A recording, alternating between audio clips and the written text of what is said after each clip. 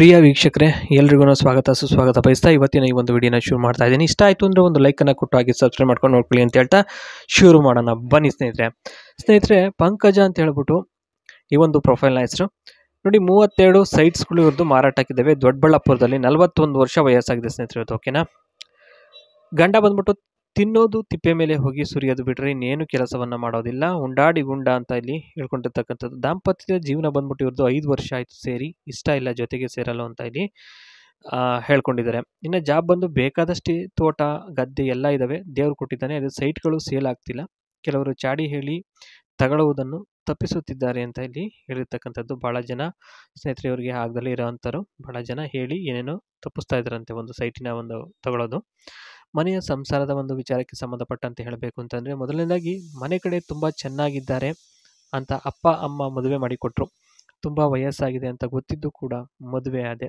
ಆದರೆ ಸೈಟ್ ಬಿಟ್ಟು ಬೇರೆ ಆಸ್ತಿ ಏನು ಮಾಡಿಲ್ಲ. ಇವರು ತಿನ್ನೋಕೆ ಉಣ್ಣೋಕೆ ಮಾತ್ರ ಸ್ವಲ್ಪ ಜಾಸ್ತಿನೇ ಇದೆ.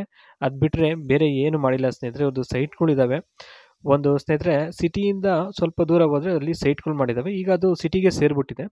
ಒಂದು ಹಳ್ಳಿ ಅದು ಲೆಕ್ಕಾಚಾರವಾಗಿ ನೋಡೋದಾದರೆ, ಆದರೆ ಸಿಟಿಗೆ ಸೇರಿದೆ. ಈಗ ಗಂಡನಿಗೆ ತಿನ್ನುವ ಚಟ ಜಾಸ್ತಿ ಇತ್ತು ಅಂತೇಳಿ ಮದುವೆಗೆ ಅಂತ ಮುಂಚೆನೇ ಗೊತ್ತಿತ್ತು. ಅಕ್ಕಪಕ್ಕದವರು ಸಹ ಹೇಳಿದ್ರು ಅಂತ ಇಲ್ಲಿ ಗೊತ್ತಾಗ್ತಾ ಇದೆ. ನೆಕ್ಸ್ಟ್ ಪರಿಸ್ಥಿತಿಯ ಬಗ್ಗೆ ಇಲ್ಲಿ ಹೇಳ್ಕೊಂಡಿರ್ತಕ್ಕಂಥದ್ದು, ಊರಿಗೆ ಹತ್ತಿರದಲ್ಲೇ ಇದೆ ಸೈಟು, ಆದರೆ ಹಳ್ಳಿ ಅಂತ ಸೈಟ್ ತಗೊಂಡು ಕೊಂಡ್ಕೊಳ್ತಾ ಇಲ್ಲ, ಯಾರೂ ಬರ್ತಾ ಇಲ್ಲ ಮುಂದೆ. ಆರ್ಥಿಕ ಪರಿಸ್ಥಿತಿ ಸ್ವಲ್ಪ ಕಷ್ಟ ಇರೋದ್ರಿಂದ ಸಂಸಾರ ತೂಗಿಸೋಕೆ ಕಷ್ಟ ಆಗ್ತಿದೆ. ಸೈಟ್ ಸೇಲ್ ಆಗದೇ ಇದ್ದರೆ ಇನ್ನೂ ಕಷ್ಟ ಆಗುತ್ತೆ. ಆಸಕ್ತಿ ಇದ್ದರೆ ಕೊಂಡ್ಕೊಂಡ್ರೆ ಪುಣ್ಯ ಬರುತ್ತೆ ಸ್ವಲ್ಪ, ಹಾಗೆ ಸಹಾಯ ಮಾಡಿದಂಗೆ ಕೂಡ ಆಗುತ್ತೆ ಅಂತ ಇಲ್ಲಿ ಹೇಳಿದ್ದಾರೆ. ಇನ್ನು ಹೇಳಿದ ಬೆಲೆಗೆ ಸ್ವಲ್ಪ ಕಮ್ಮಿ ಕೊಟ್ಟರು ಬೇಕಾದರೆ ಕೊಡ್ತೀನಿ, ಅದರಲ್ಲೇನಿಲ್ಲ.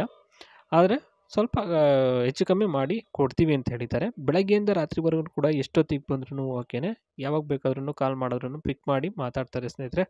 ಅಷ್ಟರ ಒಂದು ಮಟ್ಟಿಗೆ ಇವರು ಕೆಲಸದಲ್ಲಿ ನಿರತರಾಗಿದ್ದಾರೆ ಅಂತಲೇ ಹೇಳ್ಬೋದು ಸ್ನೇಹಿತರೆ.